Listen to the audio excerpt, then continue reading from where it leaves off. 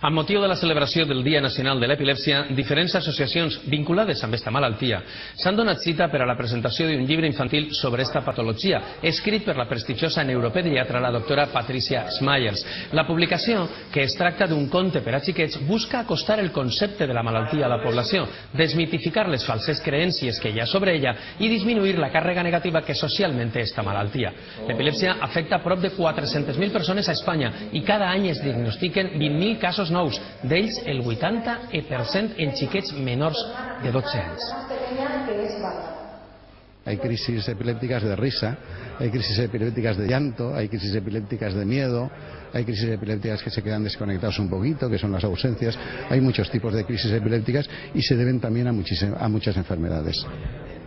Pues pretendo proporcionar conocimiento desde un punto de vista infantil a los niños. Es un libro para los niños, no es un libro para los adultos, tanto con epilepsia como sin epilepsia, para que conozcan su enfermedad, para que no le tengan miedo, para que lo vivan como una aventura sin prejuicios y para que piensen que tiene una solución. La ciutat de les Arts